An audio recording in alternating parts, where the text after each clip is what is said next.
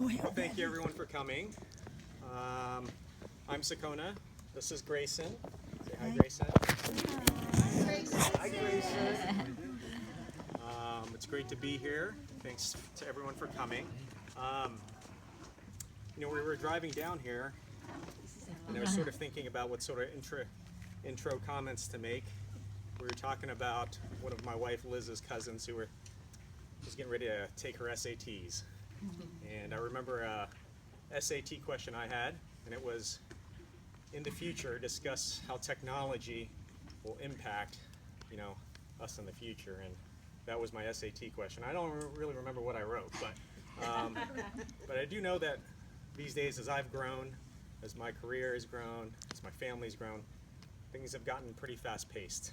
I woke up this morning, my iPhone woke me up, tells me my shift was canceled, you're actually going to Modesto today.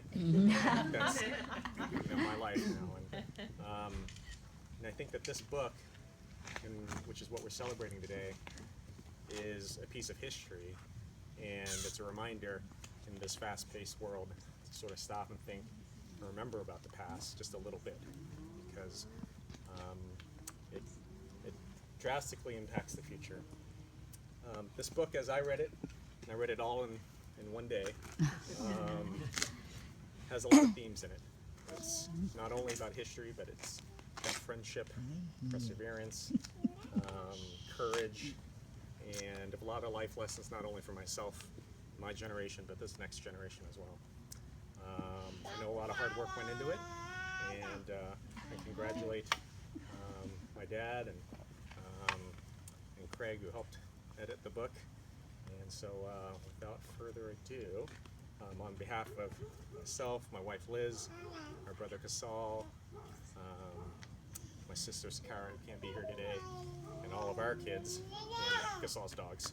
I'd like to introduce my dad, Seang Seng.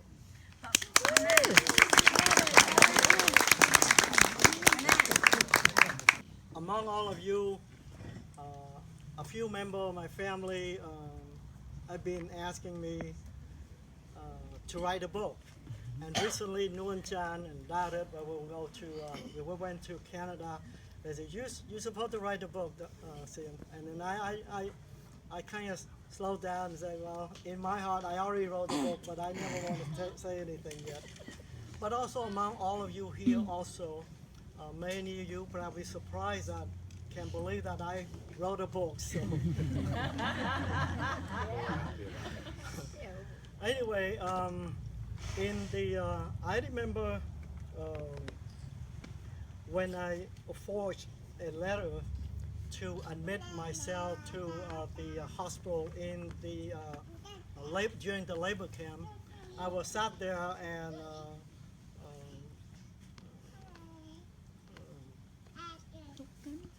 feeling lonely, and I asked myself so many times at the time, I say, how could the world change to the way we did?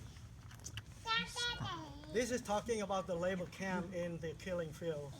And I asked myself, how come no one knew about us and let us down? And I remember before the war, there's so many journalists in the city and cover all the war. And among them, of course, you know that in New York Times, I learned that later on through the Killing Field movie, that we have New York Times there too. And there's so many French journalists at that time. But then the time that I was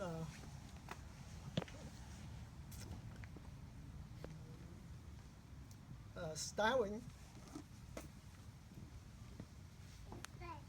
no one was there.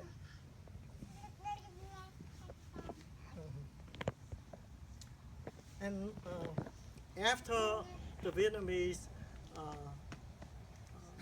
liberate us out of the killing field, I spent lots of time recuperating, and there's no chance for me to do anything else. And then when I was in the refugee camp, Khmer Rouge, I met so many volunteer, foreigner. We have Lisa and Daniel Susott and among others that's so interested in the story, what happened to the Cambodian people during the killing field. And I was one of the survivors, and at that time I said that I would feel obligated to write a book. But at that time, the books mainly, at that time I feel like mainly about the general trauma or starvation that all the Cambodian people suffered, including the killing, all this thing, and not particularly about my own story, just like in general. But as you know, I in the refugee camp, and my English was so poor, and I can't do that, and I postponed that and postponed that. Now 35 years plus now passed, and 2 years ago I decided to decrease my workload, and I decided to stop doing obstetric in the hospital, and that made a big chunk of my load off, and I feel like I have so much free time at that time since I stopped on call the hospital. So I thought I picked up all the note and reference that I started long time ago, and then I sit down and write some more about that. And day by day, I was able to fill in all the part that I missed, and finally, this book come out, and I'm so happy about that. This book called The Starving Season. It's on Amazon, it's on iBook, it's on Barnes & Noble, it's on Lulu.com, all this, so hopefully you guys can share that. But for those that here, definitely you will get a copy from here, free, not charged. Hopefully I have enough to do that, okay? Last but not least, I like to introduce you to a few important persons that I know. Definitely,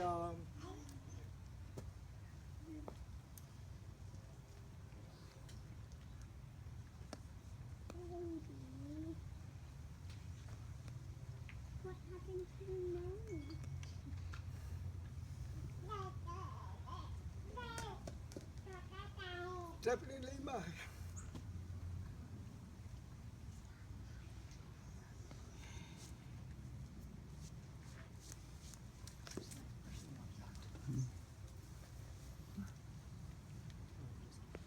yeah, definitely my family,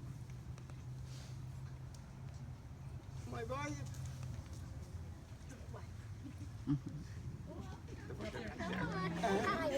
and of course my children too, Satona, Gusal, and Sakara, who happened not to be here. But also my other family member as well that come here, Darut, and I can't name all, but I like to introduce you to a few other people that I met in the camp. The first person I can ask to come up here is Dr. Daniel Susott. Dr. Daniel Susott played a very important role in my life.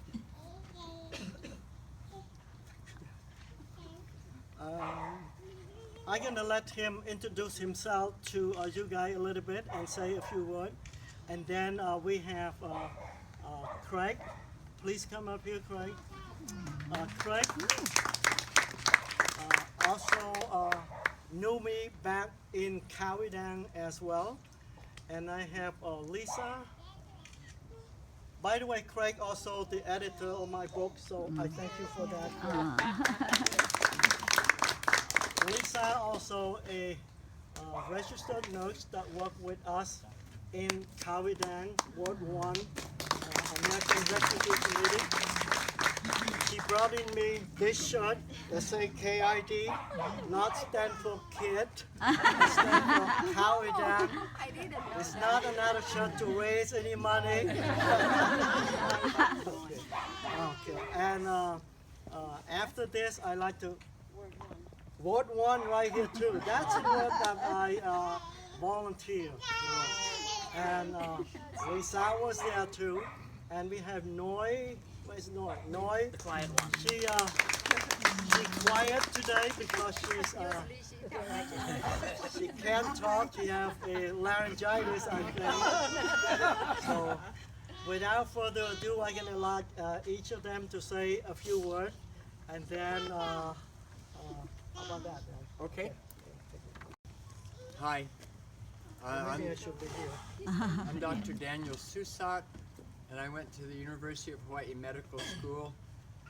And I graduated, and I thought all this education, I should get involved in the biggest disaster on the planet. And what was making headlines at the time was the Cambodian refugee crisis in Thailand, where 500,000 Cambodians flocked to the border, after years of hell, looking for family and food and clean water and medicine and maybe to get resettled in a third country. And so that was the context. I went out as a doctor on the border, and after a few days the United Nations opened up this big refugee camp. But what had happened earlier in 1979, after the Vietnamese liberated/invaded,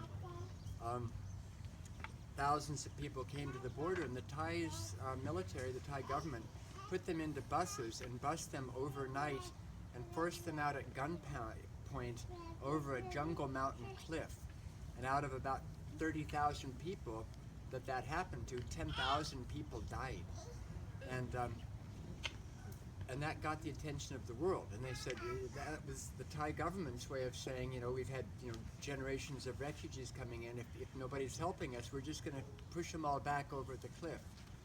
And then they opened up this camp, which eventually, that's where I met Seang in Ward 1 American Refugee Committee. And it grew to be a city of 125,000 people. It was the largest Cambodian city in the world at the time. And I didn't have anything to come back to in the States. I was between internship and the rest of my life, so I could stay on. And eventually I was the medical coordinator for the camp, and then eventually I moved into Bangkok and was the medical coordinator for all the camps, which was about 500,000 refugees, Thai displaced persons who were displaced by war on the borderland, where Satya kind of spent his time when he escaped from Cambodia.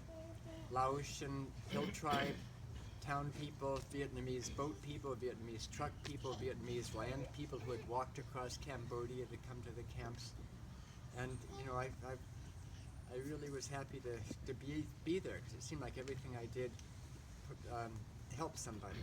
And I saw early on that those people didn't need doctors and hospitals. They needed peace and food, clean water, education, all the things that prevent people from becoming orphans and refugees. And in fact, we wrote a book, all of us together, and I edited it, Years of Horror, Days of Hope, responding to the Cambodian refugee crisis. And it was just a little vignette of people's own story, but Seang did the opening story, and he said, I'm going to write my story someday, one person's story, and his chapter opens the book, and it's and he talks about losing all of his family to starvation or worse. And it's the first line is, it says, death. It seems like every part of my story ends in death. I'm sorry. He just told you that he's lost everybody, and he's apologizing for having such a sad story. And I always wanted to write a second book called Survivors, Teachers, Healers, and it was going to be his story. And he wrote it, and he dedicated it to us, and so I feel like in a way this is my second book, but it's his story, and I'm really grateful to be part of this. I started a foundation called World Family Foundation, which was focused on getting kids out of orphanages and into families, but also providing educational and medical opportunities for kids, especially girls and women who are heads of the family that can't read and write their language because they can't, they didn't have a chance to go to school. So we've had a school going for 20 years in southern Cambodia, in Kep, which is one of the last places liberated from the Khmer Rouge. And you know, it was really unintentional getting involved with the Cambodian saga, and then to be able to do it with Seang as sort of the example of how, you know, the triumph of the human spirit. It's been a real inspiration and a comfort in my life. Whenever I feel like maybe I haven't done anything worthwhile, it's like, you know, he and Kim Lee have got kids, doctors, they're all doctors, married to doctors, having doctor babies now. It's inspiration. Okay, we got Craig here.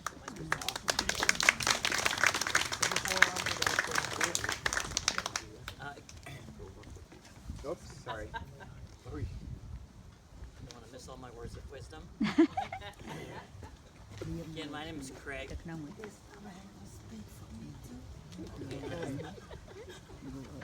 She can't get away without speaking.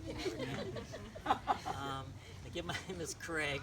I had the honor of editing this book, and I don't use the word lightly. An editor is that person who takes this pound of several pounds of clay and tries to mold it into something that's more beautiful, it has some form, it's organized. Actually, Dr. Seng made that so easy for me. I didn't really have to be a full editor because he started out, he's a pretty organized person, and he gave me a story. It's a wonderful story that if you haven't already read it, you certainly should. So, I mean, I can put commas in the right place, and I can correct grammar, and I can spell fairly well, although our daughter would probably disagree, but I can. Trust me. So, but any errors you see in his book, they belong to me. Keep that in mind. But it's a friend of mine, another friend of mine says that everybody has a story. That's true. I believe that. And everyone is a story. That's true. And this is one story that everybody should know. As Dr. Seng and I worked over the past 10, 11 months, something like that, it kept hitting me, and I think I told you more than once, that this is so important for not just the fact that you need to tell the story, but it's important for your children, and perhaps even more important for their children, since they're going to be further removed from that period of time. So it's been my honor, truly. I have another great privilege, and we were talking about this in the car yesterday, how our family and Dr. Seng's family have been we're intertwined, interwoven. We've been friends for almost 40 years now, and that's a wonderful thing. And that's the greater privilege, is to be part of that. My friend.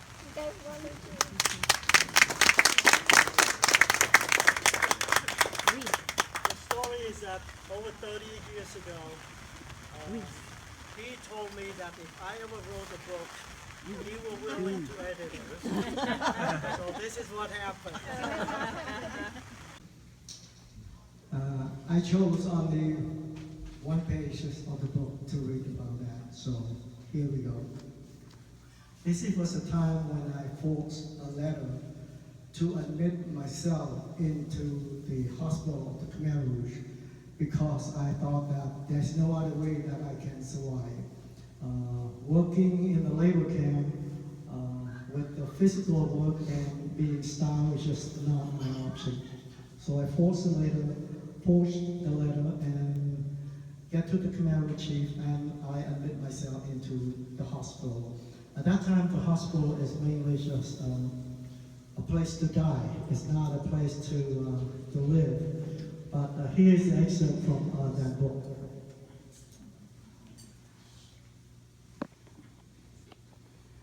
There were never fewer than 100 patients a day, all crammed into 8 rooms.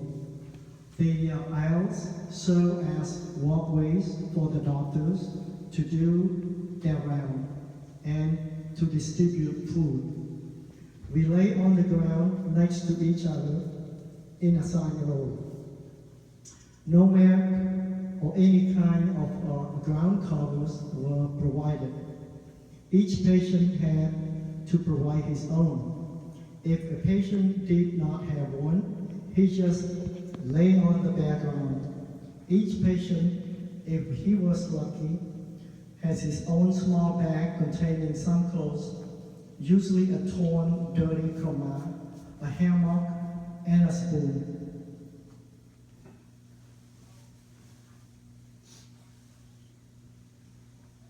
That was all anybody had. We had to seek out patches of ground beneath undamaged roof. We covered ourselves with the old, torn, and smelly blanket. The blanket was never washed, not only because there was no water, we had no strength anyway. Why care about washing blanket? Most of the time, the blanket was not even ours.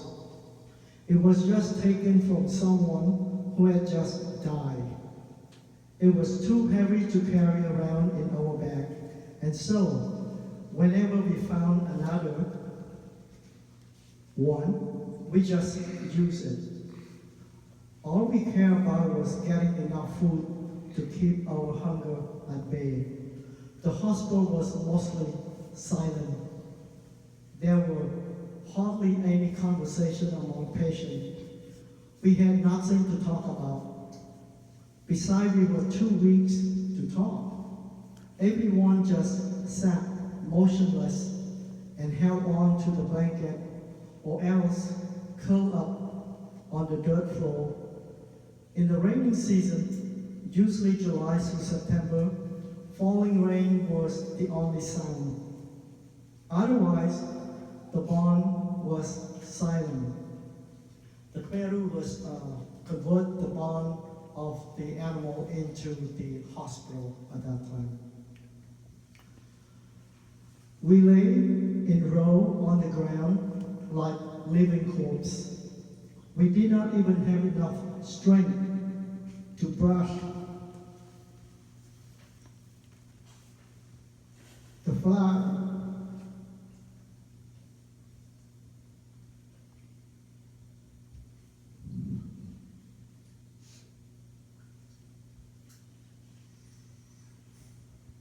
From our faces. Shooing them with our hand was useless. The fly always came back.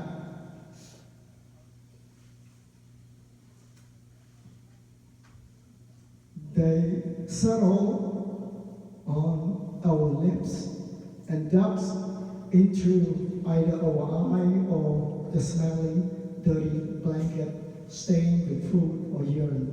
Some people completely covered themselves with their blanket trying to avoid the fly, but when it became unbearable hot, you had no choice but to uncover yourself, either that or risk suffocation. Beside the silence, despite the presence of hundreds or more people, there was almost no movement. The patient was so weak, they barely moved. Even looking closely,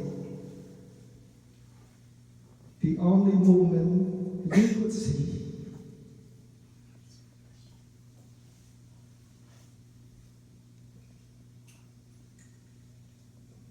were the fly.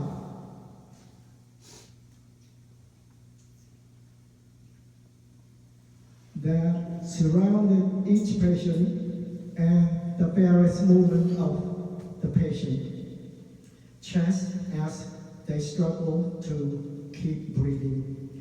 Their eyes were closed, their faces expressionless. From time to time, the slow motion of a hand chewing fly was visible. Life was lived in a slow motion. Our body had become so emaciated, we had little strength. When we had to rise from a seated to squatting position, we had to lift our buttock first, and then use our hand to push ourselves up from the ground before using our knee to straighten up. The whole world stood still. That was us. We stared blankly into space and waited for our time to come. There was nothing we could do to change it. Now, I had become one of the seven. No one could help anyone. Everybody, every day, at least a dozen of us died. The body was tossed onto the ox cart and dumped in the field nearby every day. And that's all for me.